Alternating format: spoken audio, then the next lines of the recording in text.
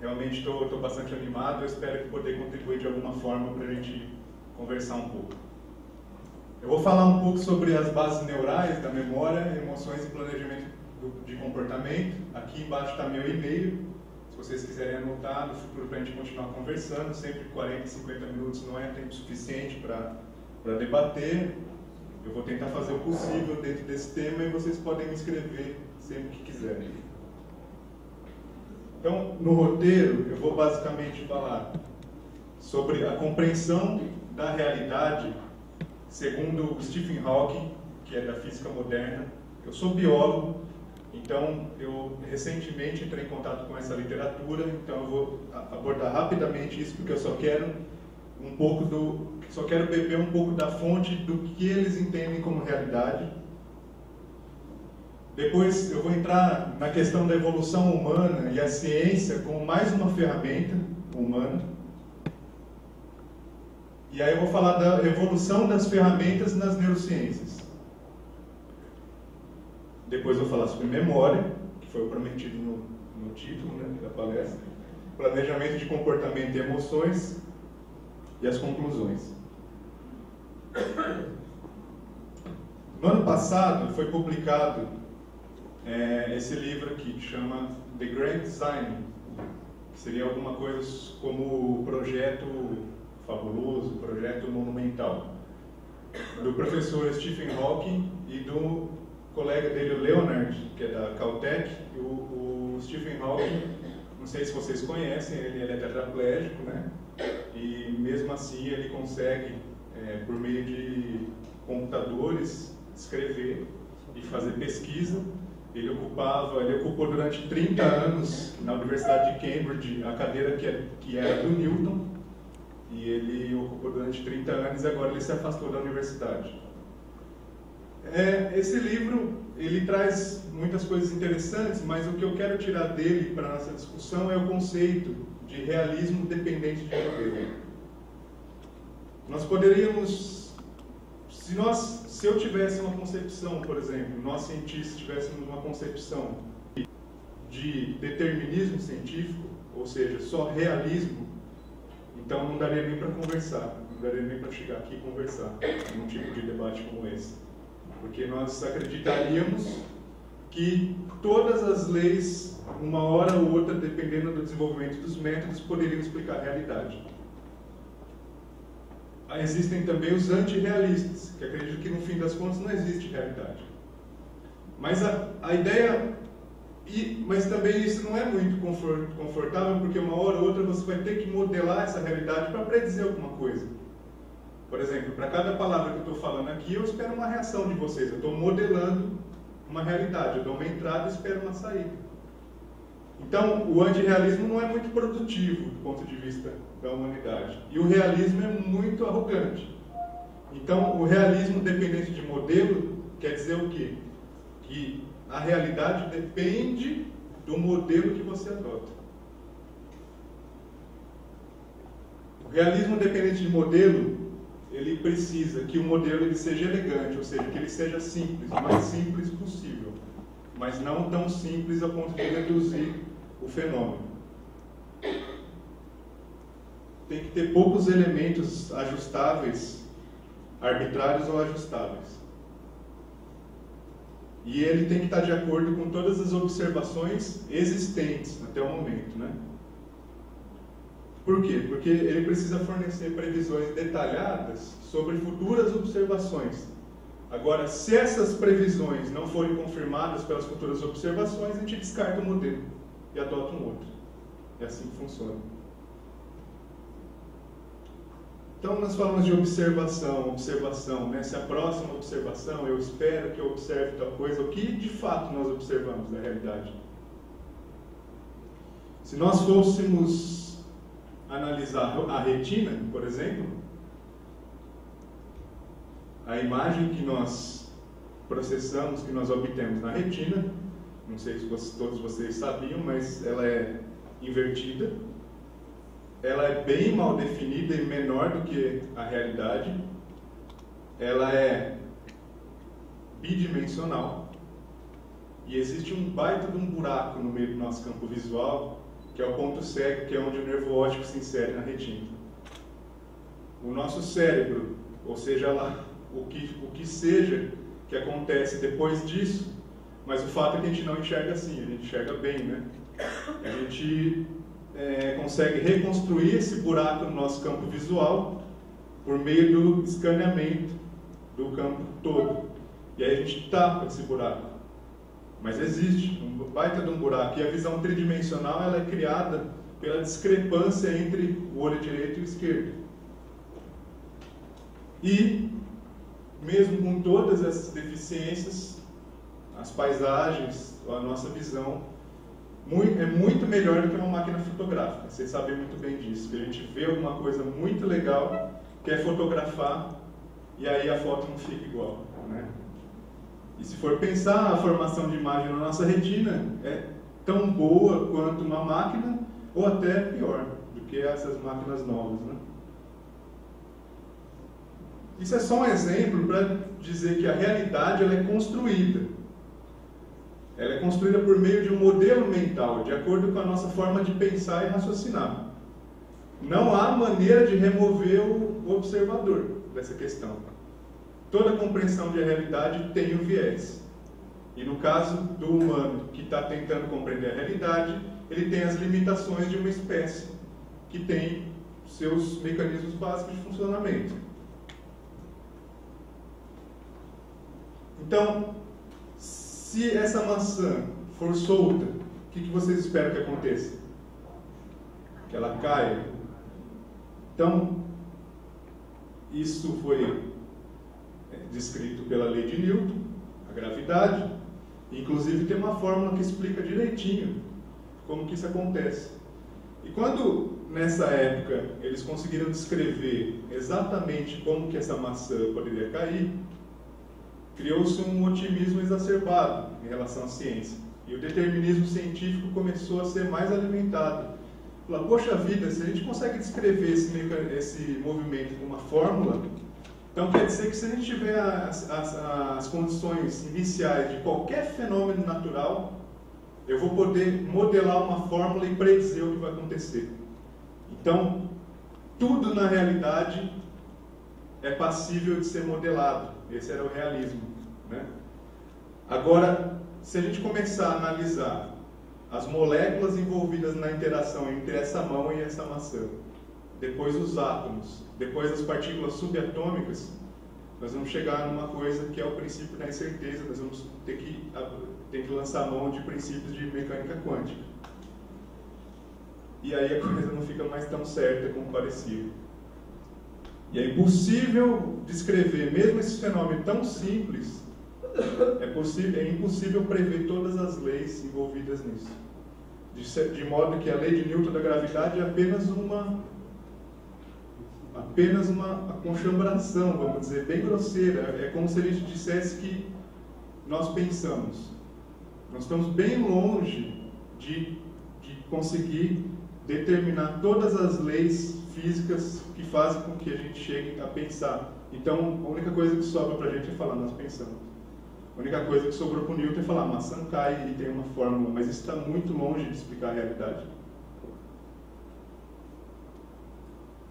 Não é possível, já respondi a pergunta antes de colocar aqui, se é possível explicar todas as leis responsáveis por esse fenômeno. E aí aqui um texto do Hawking que eu preferi, eu sei que está um texto muito grande aqui, mas eu preferi transcrever para não cometer injustiça, já que eu não sou da área, né? Então eu vou ler rapidamente. Séculos atrás, Newton demonstrou que as equações matemáticas podiam fornecer uma descrição assombrosamente exata de como os objetos interagem tanto na Terra quanto no céu. Os cientistas foram levados a crer que o futuro do universo inteiro poderia ser definido se nós soubéssemos a teoria correta e tivéssemos bastante poder de computação. Depois veio a incerteza quântica, o espaço curvo, os quarks, as cordas, as dimensões extras, e o resultado líquido do seu trabalho são 10.500 universos. cada um com diferentes leis, das quais apenas uma delas corresponde ao universo como conhecemos. A esperança original dos físicos de produzir uma teoria única que explicasse as leis aparentes de nosso universo como uma única sequência possível de algumas hipóteses simples pode ter que ser abandonada, e onde isso nos deixa. Essa é uma frase num livro de talvez do físico mais importante do mundo atualmente.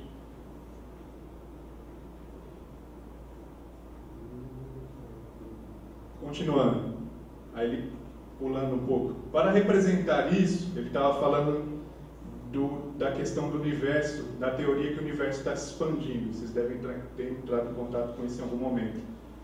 Para representar isso, que é a expansão do universo, vamos alterar a analogia do balão de Eddington. Então, o Eddington ele tinha dito que o universo parecia um balão, conforme você vai enchendo de gás, as galáxias que estão na superfície desse balão vão se afastando. É um modelo bem simples. Eu quero que vocês prestem atenção nas metáforas que são usadas. Então, primeiro, balão, né?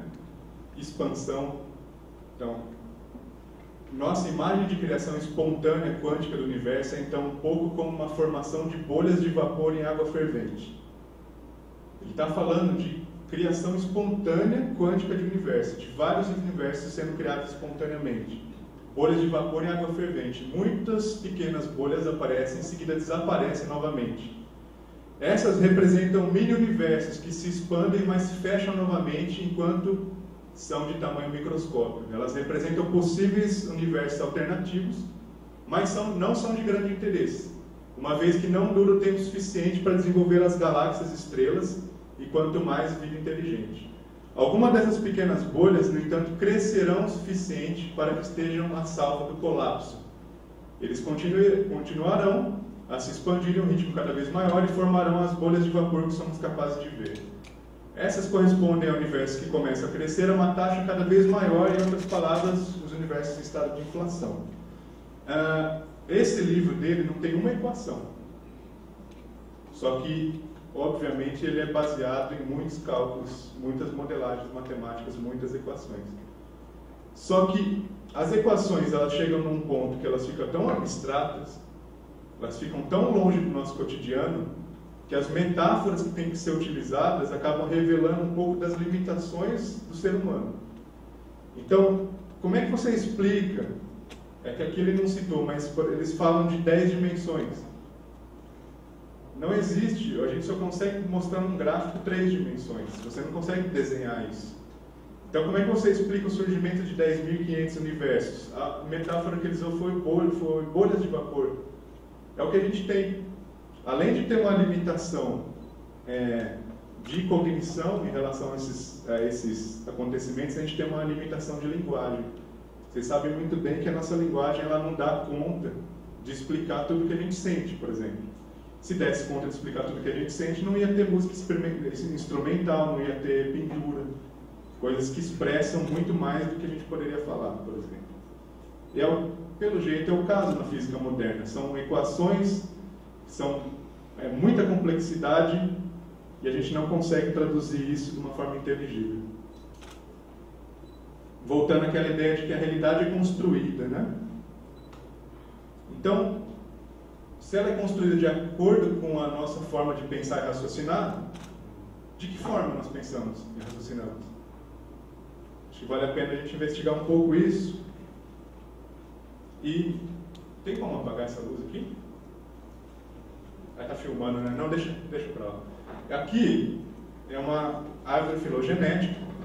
É mais um caso daqueles de modelo baseado, né, uma realidade baseada em modelo, em que pegam-se os indícios fósseis disponíveis e eles tentam reconstruir a árvore filogenética, como que aconteceu a evolução humana, sempre tentando adotar a hipótese mais simples, eles chamam de parcimonioso.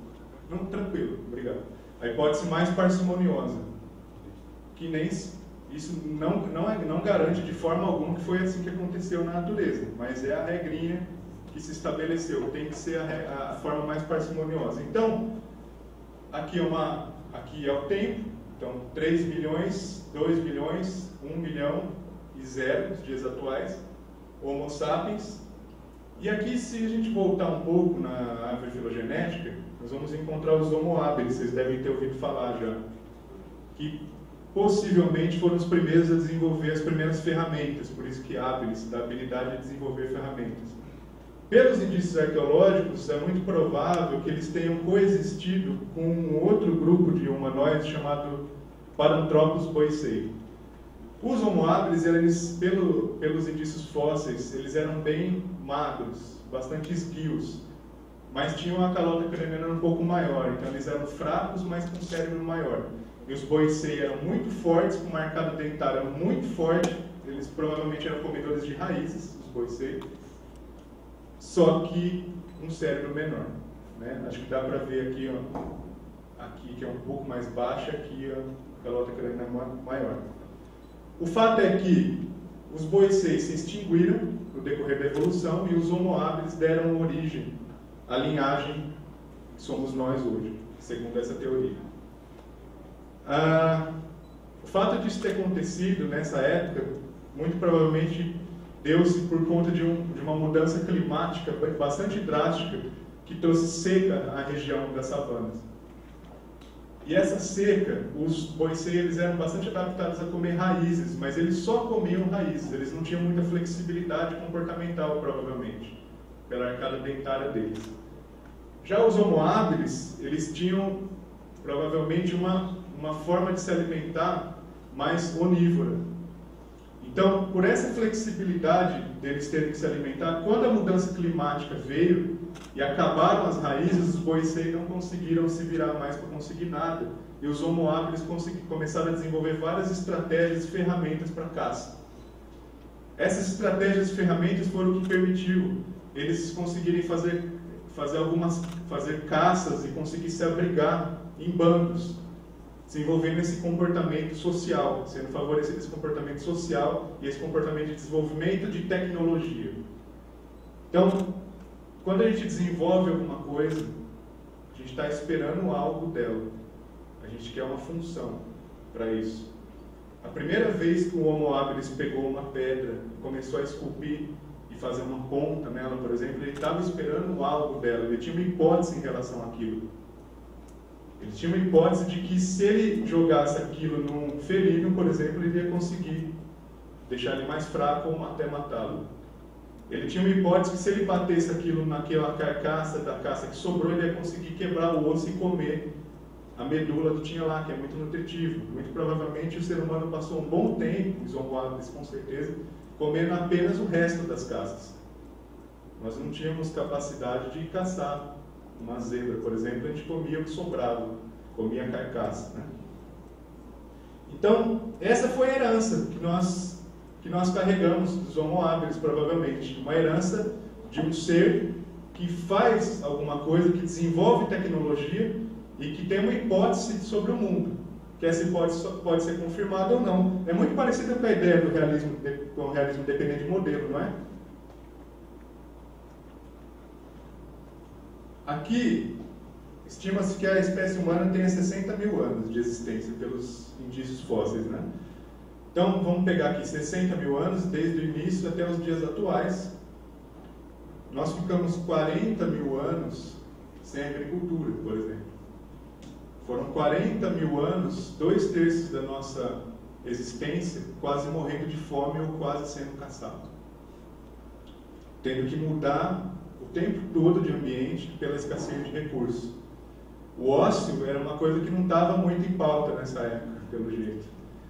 E a outra coisa que não dava tempo, pelo jeito, era de pensar de onde nós viemos, ou quem criou o universo. Porque a gente estava quase sempre, quase morrendo. Então a gente não tinha muito tempo, a gente não tinha geladeira, não é?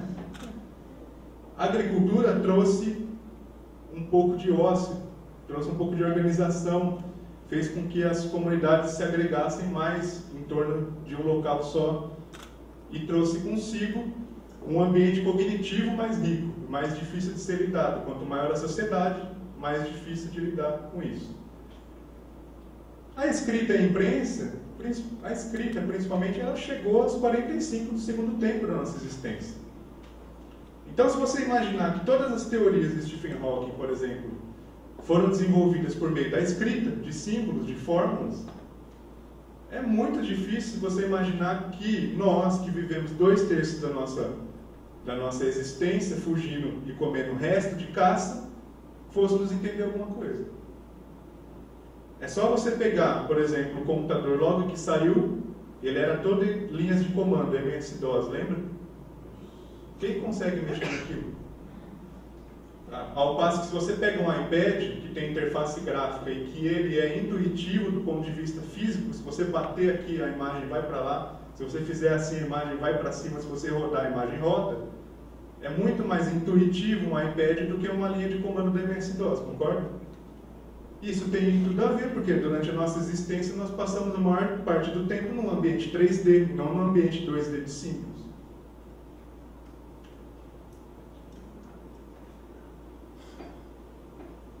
Então, a pergunta era, como nós pensamos e raciocinamos, né?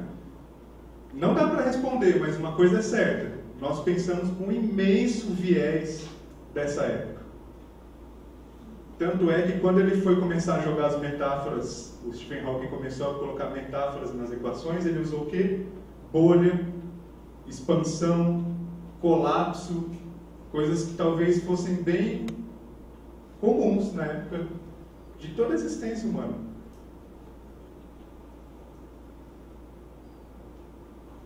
O intelecto humano evoluiu em contexto que era necessário vencer tanto no mundo natural como no social. Assim, nossa mente é composta por módulos que nos tornam capazes de raciocinar sobre como funcionam objetos, artefatos, seres vivos e outros seres humanos. Como diz o ditado, se você der um martelo a um menino, o mundo inteiro se tornar um prego. Se você der a uma espécie uma compreensão elementar de mecânica, biologia e psicologia, o mundo inteiro irá tornar-se uma máquina, uma selva ou uma sociedade. Esse é o nosso viés. A nossa compreensão de realidade passa por tudo que a gente vai querer compreender, a gente vai usar metáforas que vão remeter a máquina, selva e sociedade. Esse era um alicerce mesmo feito de areia que eu gostaria de ter para começar a fala sobre neurociência. Então, o cérebro humano ele tem por volta de 80 bilhões de neurônios. Cada neurônio faz 10 mil conexões. Então você pega 80 bilhões e multiplica por 10 mil, você tem um número considerável de conexões para ser estudado.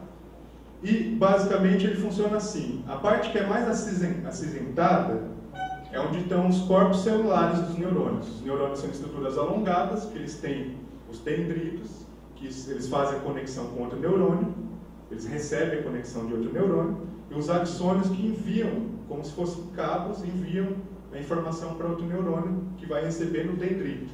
O corpo celular é onde tem o DNA, material genético.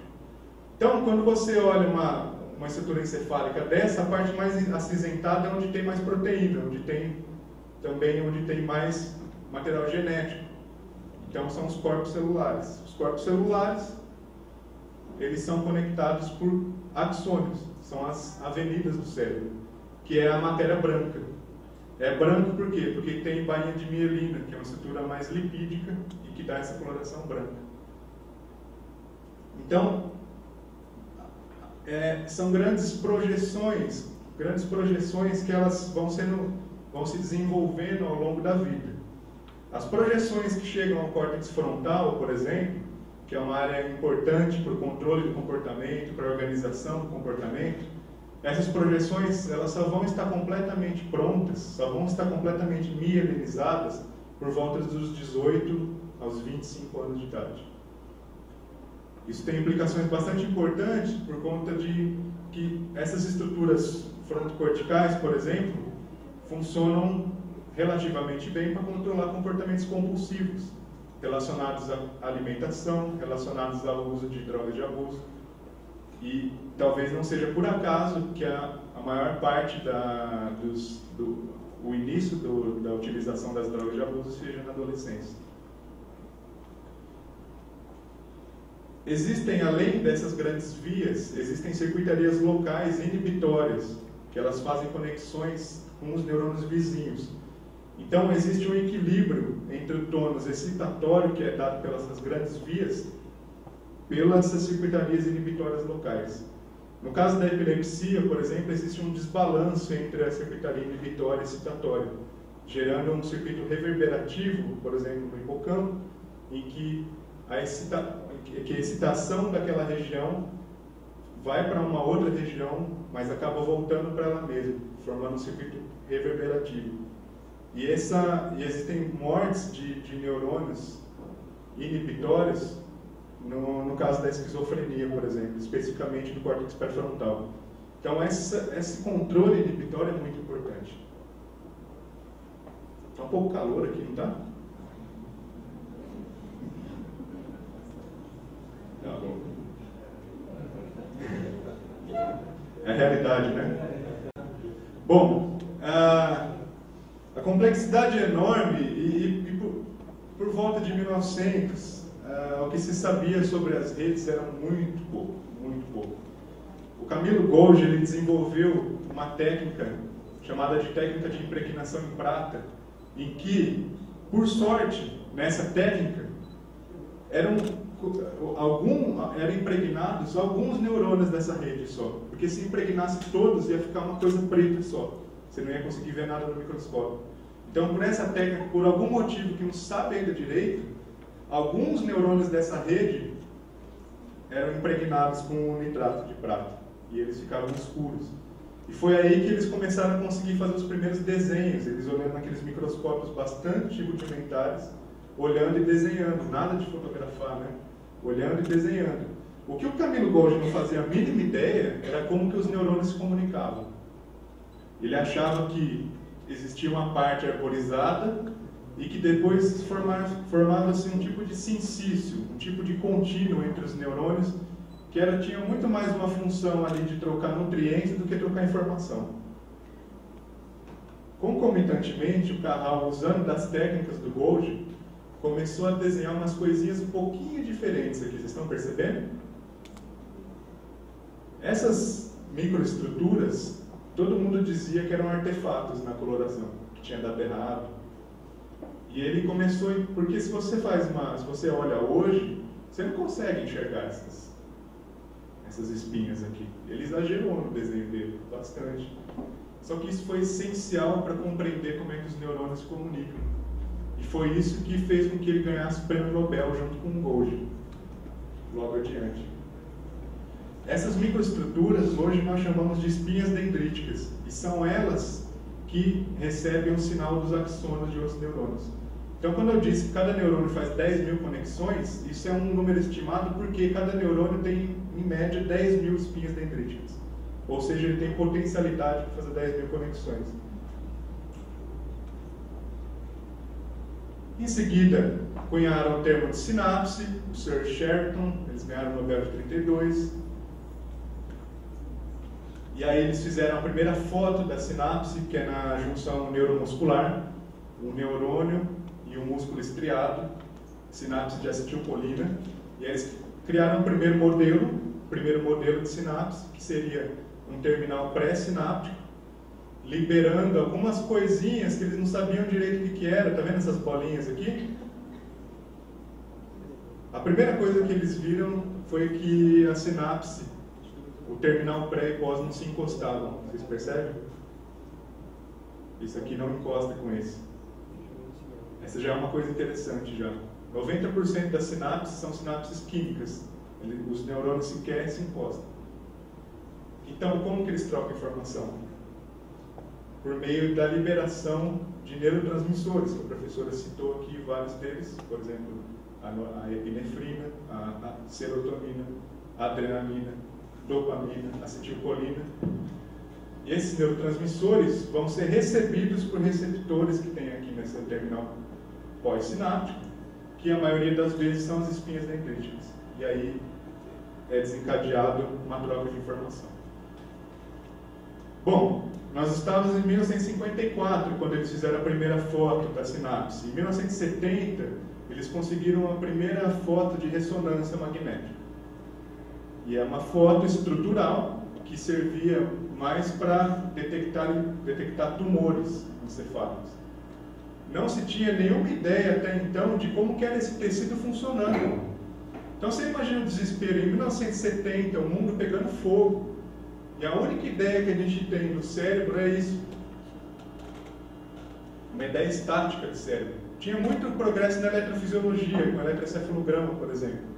Só que, como o ser humano é um ser muito visual, ele gosta de ver as coisas, né? Então, a única imagem que a gente tinha do cérebro é essa imagem estática. Então, não é de se estranhar que as pessoas falassem assim, poxa, isso aqui não explica de forma alguma a minha mente.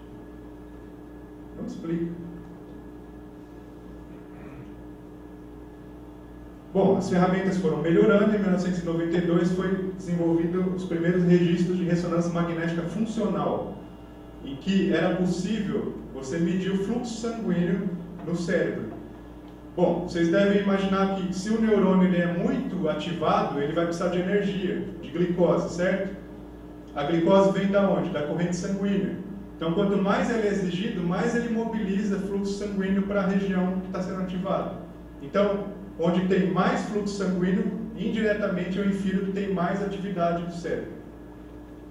Então, é importante vocês terem essa noção de que ressonância magnética funcional é fluxo sanguíneo.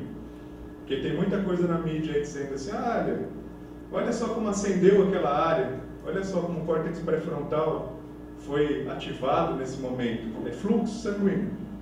É uma medida indireta, o fluxo sanguíneo é muito mais demorado que a atividade neural. Se você viu alguma coisa acender naquele momento, quer dizer que já aconteceu aquilo lá faz uns 10 minutos, 5 minutos. Então a resolução temporal é muito ruim, embora a resolução espacial seja boa, relativamente boa. E também é um baita de uma quebra de paradigma você poder ver as coisas mudando ao longo do tempo, ao invés de ver aquela foto estática do cérebro. Já é alguma coisa, em 1992, uma ferramenta importante. Agora, saiu agora em 2011, outubro agora, 11 de outubro de 2011, um trabalho em que eles passam um filme para a pessoa. É bom lembrar que as máquinas de ressonância magnética melhoraram muito de lá para cá. O campo magnético e a resolução espacial melhorou muito. É bom lembrar disso. E que agora eles têm técnicas de processar esses dados no computador. Que, no fim das contas, uma imagem de ressonância magnética nada mais é que uma sequência de números, divididos por voxels, são quadradinhos, que você tem um nível de ativação daquele fluxo sanguíneo. E são muitos números. E era muito difícil em 1970, que os computadores se tinha na época, processar esses dados. Agora nós temos a condição muito melhor de processar os dados em máquinas muito melhores. Então o que eles fizeram? Botaram os indivíduos na máquina de ressonância para assistir trechos pequenos de filme. Enquanto eles assistiam esses filmes, eles escaneavam o cérebro dessa pessoa. Daí eles guardaram todos os dados no computador e tentaram fazer modelos que pudessem reconstruir a imagem do filme só com os padrões de ativação do cérebro dessa pessoa. Olha o que eles conseguiram. Aqui é o filme, aqui é a reconstrução. Acho que agora era bom apagar.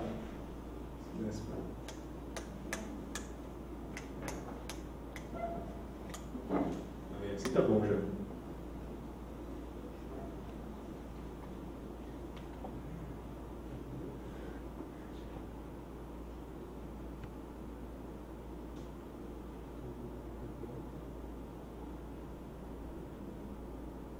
Eu achei interessante essa reconstrução da legenda aqui, né?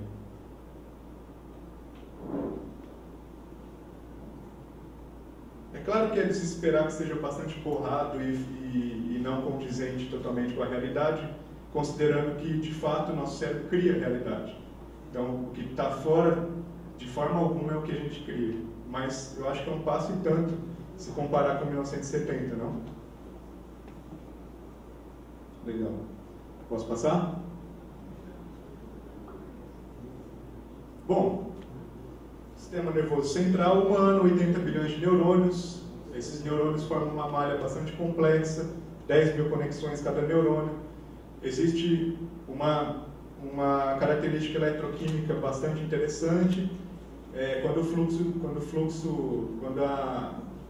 o sinal elétrico passa pelo axônio, Isso quer dizer que cargas positivas que estavam em maior concentração no ambiente extracelular entraram, e isso forma um efeito dominó. Isso vai até o terminal do axônio, em que tem agora, que sabe-se que tem essas vesículas, que são bolsinhas, que elas guardam números específicos de neurotransmissores nessas vesículas, e que essas vesículas elas têm a membrana muito parecida com a membrana do neurônio, ou idêntica até, e aí esses neurotransmissores são liberados nessa fenda sináptica. Esses neurotransmissores eles se ligam a receptores, e os receptores, ao se ligarem no neurotransmissor, eles abrem, deixando íons passar. Existem vários tipos de receptores, alguns deles eles não abrem, eles só desencadeiam algumas reações, algumas mudanças de conformação dentro da célula, sendo ativados mecanismos que vão até o gene desse neurônio, e os genes desse neurônio passam a expressar mais ou menos proteínas ligadas à plasticidade. Bom, então é possível pegar essa atividade elétrica do cérebro e implantar eletrodos para tentar entender como é que funciona isso. Esses pesquisadores, inclusive um brasileiro, o professor Miguel Nicoleles, eles implantaram alguns eletrodos para tentar entender essa atividade elétrica no cérebro de macacos. E eles fizeram um convênio com pesquisadores no Japão, e os japoneses desenvolveram um robô humanoide lá no Japão, e eles coletaram os dados do macaco nos Estados Unidos, e em tempo real eles pegavam esses dados e enviavam via internet para os japoneses, e o macaco andando fazia o robô andar lá no Japão. O fato mais interessante que eu achei nesse experimento é que depois que o macaco parou de andar, o robô continuou andando lá. Aí eles acharam que estava com alguma espécie de delay, de atraso no envio dos dados, e não. Na verdade, o macaco, muito provavelmente, ele estava pensando ainda no que ele tinha acabado de fazer. E ainda ele estava enviando sinais lá para o Japão. Cada dia de experimento desse dá 1 terabyte de dados, de informação. Então, a gente está num ponto em que é uma questão computacional também, mas a gente não pode também achar que se a gente evoluir computacionalmente cada vez mais, a gente vai poder cair naquele determinismo científico que o Newton acreditava. Eu acho que não, mas é uma questão de achar mesmo. Assim como o Stephen Hawking acha que existem 10.050 universos. A gente está num ponto em que existe a ciência hard, existem regras para se definir modelos. Os modelos têm que ser simples, os modelos têm que ser refutáveis, mas a gente chega num ponto de complexidade em que a gente beira o achismo. Em que é bom ficar bem claro isso, e que a ciência é uma criação humana, e por ser uma criação humana, tem o nosso viés. Né? E que a gente pode tudo, menos explicar a realidade de fato. A gente pode explicar a nossa selva, no máximo. Memória. Então, acho que todo mundo deve lembrar muito bem dessa cena, já faz tempo que o Brasil não ganha nada, então eu trouxe essa de 2002. Todo mundo deve saber o nome desse aqui, né? Como é que esse aqui chama? Cafu, né? Olha o Ronaldinho, que bonito. Aí tem outros caras que só quem entende mais de futebol conhece, né? Por exemplo, Edmilson, Ricardinho, o Júnior. Agora eu quero que vocês me digam quem que é esse cara aqui? Alguém que entende de futebol? Então, essa é uma coisa interessante. Toda palestra que eu faço, ninguém sabe. E só ficou a imagem do Cafu, óbvio, né? E o cabelo do Ronaldinho. A nossa memória, ela tende a gravar alguns eventos. Nós tendemos a gravar o acontecimento, mas os detalhes vão sendo perdidos aos poucos. Os eventos que têm um conteúdo emocional maior, obviamente, são consolidados de uma maneira mais forte. Os mecanismos pelos quais isso acontece ainda são um pouco desconhecidos, são bem desconhecidos, na verdade. Só que isso é bastante intuitivo nosso, né? A gente sabe que as memórias com conteúdo emocional, elas são mais bem gravadas mesmo. O interessante é que, por exemplo, eu tirei esse slide aqui, tirei antes de sair. Se eu apresentasse para vocês só a taça, e de uma outra cor, por exemplo, verde, na hora vocês iam lembrar do Cafu levantando a taça. Isso mostra que, no fundo, o que é armazenado no cérebro são os traços, é a informação. A memória, ela é uma reconstrução a partir dos traços que foram armazenados. E a gente reconstrói da melhor forma possível, que dificilmente é o que de fato aconteceu, vide as várias memórias falsas que a gente tem. Eu tenho muitas, por exemplo. O paciente HM, não sei se vocês conhecem, é um bom exemplo para a gente conversar um pouco sobre as bases da memória. O paciente HM, ele tinha epilepsia na adolescência. Quando ele chegou na idade adulta, as crises epiléticas começaram a inviabilizar o trabalho dele, e era uma época em que a medicina não estava muito avançada ainda, na década de 1960, e os médicos resolveram fazer um tratamento experimental com ele, removendo bilateralmente o lobo temporal dele. Então, eles removeram, aqui está o HM é interessante porque ele viveu até dezembro de 2008. Então, as ferramentas de neurociências foram melhorando e ele sempre foi muito disposto em ser estudado. Então, eles foram fazendo testes psicológicos, foram fazendo ressonância, e aí, inclusive, nós temos imagem de ressonância do paciente HM. Isso é muito interessante. Por isso que eles disseram aqui na revista Piauí, que foi, essa edição saiu em homenagem ao HM, em janeiro de 2009, depois que ele faleceu, em dezembro de 2008. Por trás de duas iniciais, a história de um filho de eletricista cujo cérebro recebe cuidados semelhantes aos de Einstein. O que aconteceu com ele foi assim, complicado, né? Mas foi interessante para as neurociências e um pouco importante, e bastante importante para os neurologistas pensarem, né? E os neurocientistas também, que é o seguinte: como vocês podem ver aqui, a parte do lobo temporal, principalmente na porção anterior, foi bastante removida, a parte posterior mais preservada, né? O que acontecia com o HM é que ele não aprendia nada de novo depois da cirurgia, nada de nada. Então ele conversava com a doutora Brenda Milner, por exemplo, e se a Brenda Milner saía, que era uma psicóloga canadense que estava estudando o pós-operatório dele, se ela saía da sala e voltava, ele cumprimentava ela de novo, como se nunca tivesse visto. E, inclusive, com o passar do tempo, ele não foi mais se reconhecendo no espelho, porque a imagem que ele tinha do corpo dele era de antes da operação. Então, nada de novo ele aprendia. E ele esqueceu eventos de 2 anos antes da cirurgia também. Lembrando que o que foi eliminado do cérebro dele foi basicamente o hipocampo. Tá? Só que, de 2 anos para trás da cirurgia, ele lembrava de tudo. Lembrava que o pai dele era eletricista, lembrava da origem irlandesa da família dele, lembrava onde que ele trabalhava, lembrava tudo. Ele só não aprendia coisas novas e não lembrava eventos de 2 anos antes. Uma coisa interessante é que eles aplicaram um teste de proficiência motora no paciente HM, em que o HM ele tinha um anteparo bem na frente dele, e ele olhando no espelho, ele tinha que contornar essa estrela. Então, imagine, deve ser uma tarefa motora bastante difícil. Para mim seria bem difícil, eu acho. E ele não poderia sair fora da estrela. Cada vez que ele saísse fora da estrela contornando, olhando no espelho contornando, era contabilizado como um erro. Eles fizeram 10 testes por 3 dias seguidos com o HM, e no terceiro dia ele quase não estava errando mais. Só que se você perguntasse para ele se ele já tinha feito esse teste no terceiro dia, ele jurava de pé junto que nunca tinha feito.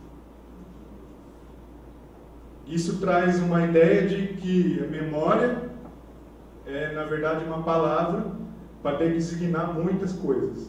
Existem vários tipos de memória. Existem memórias que você pode declarar, existem memórias que você não consegue declarar, você só sente. Existem memórias motoras, como andar de bicicleta, por exemplo, ou andar de carro, em que não existe aula teórica para motorista, por exemplo. Tirando aquele CFC que não ajuda ninguém, Mas as aulas para motoristas são na prática, porque é uma memória que é não declarativa, certo? Então, as memórias elas podem ser divididas de uma maneira didática, não que isso seja verdade também, e não que não exista um contínuo entre todos esses modelos ou outros quadradinhos aqui, mas as memórias podem ser declarativas, relacionadas a episódios, palavras, significados, histórias, ou não declarativas, ligadas a habilidades motoras, associações, emoções, solução de problema. A memória pode ser dividida com o seu componente temporal também, ela pode ser imediata, memória de trabalho, tudo isso pode ser levado ao esquecimento, essa memória de curto prazo pode ser consolidada a longo prazo, ou ela pode ser esquecida, e talvez esse seja um dos maiores desafios das neurociências. Que é entender por que algumas memórias se tornam de longo prazo e por que algumas memórias são esquecidas. Por que a gente lembra do Cafu e por que ninguém lembra daquele cara que estava ali no meio. Sendo que a escalação foi dada, né? Na TV, todo mundo sabia os 22 na época.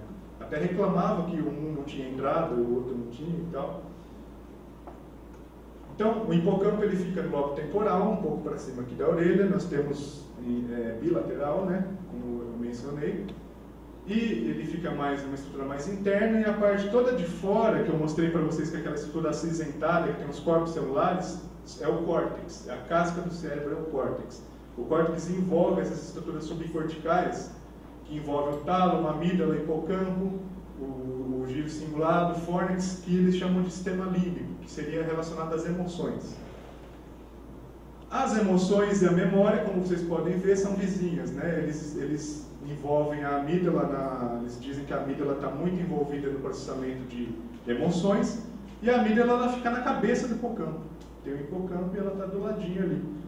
Então, só olhando do ponto de vista anatômico, é de certa forma plausível pensar que a amígdala deve modular o funcionamento do hipocampo na formação de memória, né? E se vocês pensarem, a hipótese que foi criada com os estudos do HM foi a seguinte: se eu removi o hipocampo e restaram memórias, especialmente aquelas de 2 anos antes, quer dizer que essas memórias não estavam no hipocampo, né?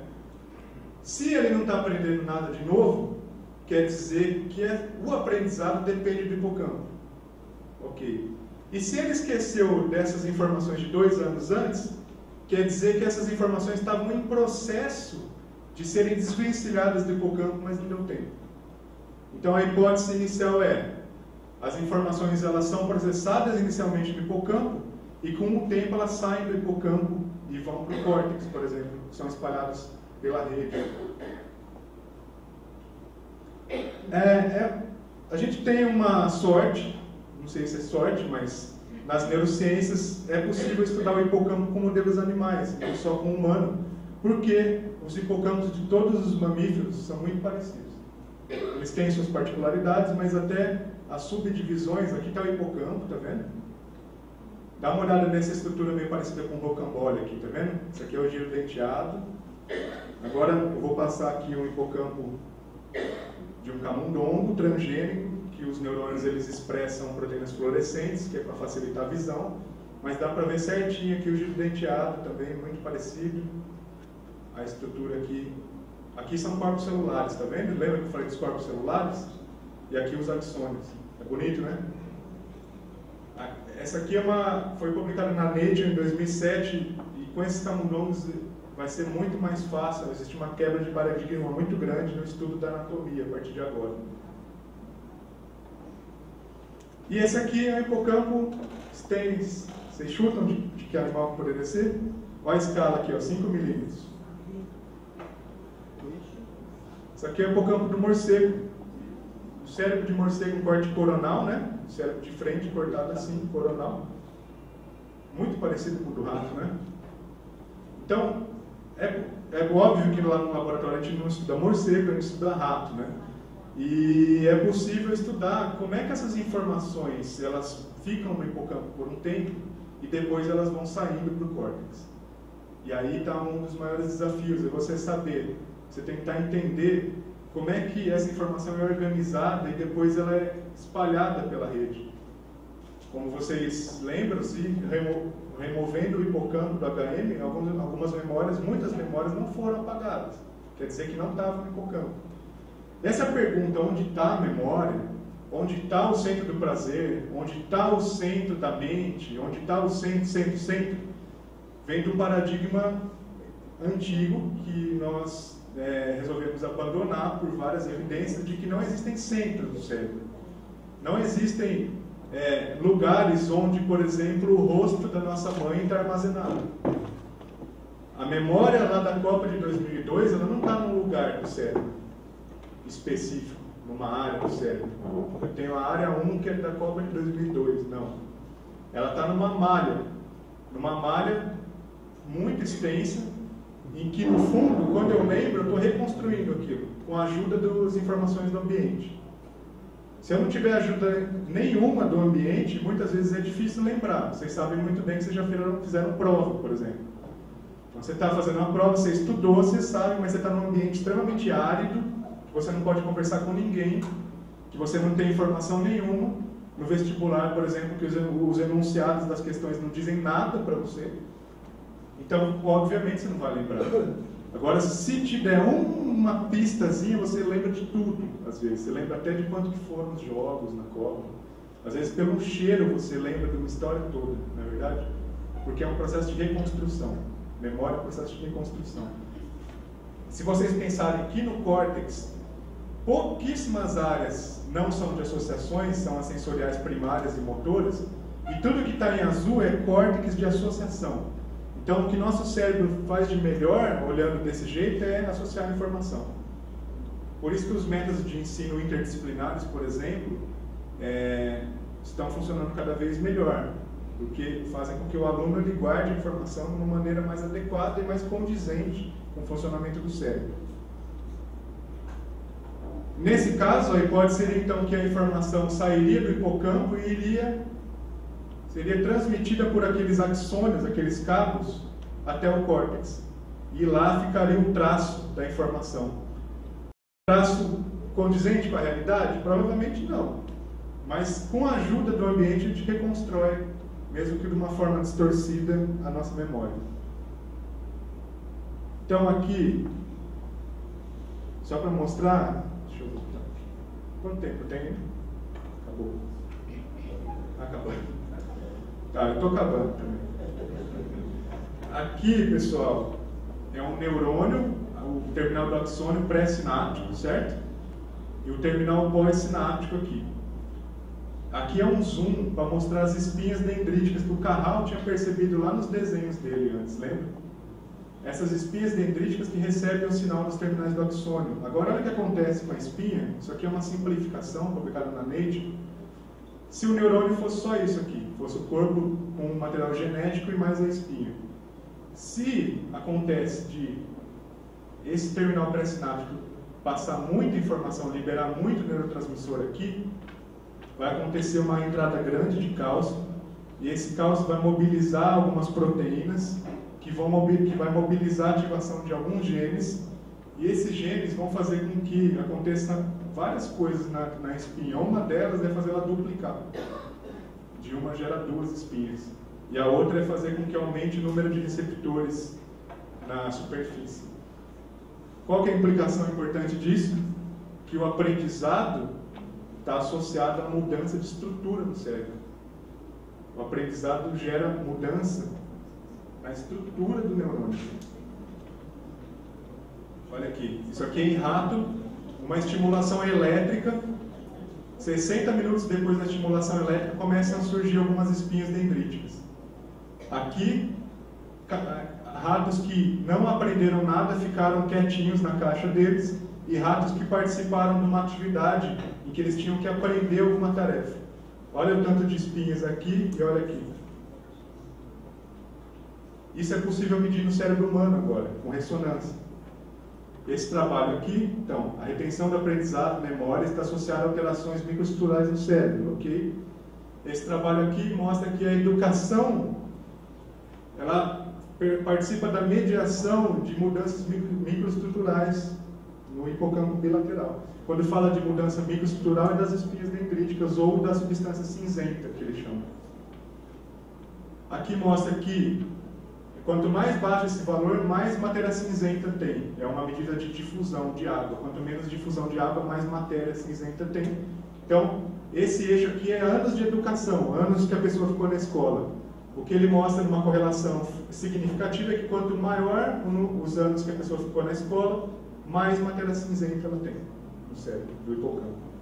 E esse aqui é engraçado, mas foi publicado em uma revista legal, na PNAS, uma revista super conceituada, que mudanças estruturais relacionadas à navegação no hipocampo de motorista de táxi de Londres, mostrando que quanto mais tempo a pessoa tinha de profissão de taxista, maior o volume do hipocampo dela. O aprendizado está associado à mudança de estrutura no cérebro. Aqui o planejamento de comportamento, eu vou falar rapidamente aqui, mais 5 minutos só, do Phineas Gage. Não sei se todos já ouviram falar do Phineas Gage. Phineas Gage era um trabalhador de ferrovia, muito dócil, amigo de todos, a família adorava ele, a esposa, todo mundo, um cara amigo, São Paulino, gente boa. E aí aconteceu um acidente. Eles iam abrindo a ferrovia, né, por meio de explosivos. Então eles pegavam uma barra como essa aqui e socava a pólvora para deixar ela bem compacta. E depois colocava essa lata, essa estrutura com a pólvora na rocha e ia embora, explodia tudo e continuava a ferrovia. Num belo dia ele estava socando a pólvora, ele bateu numa pedra e saiu para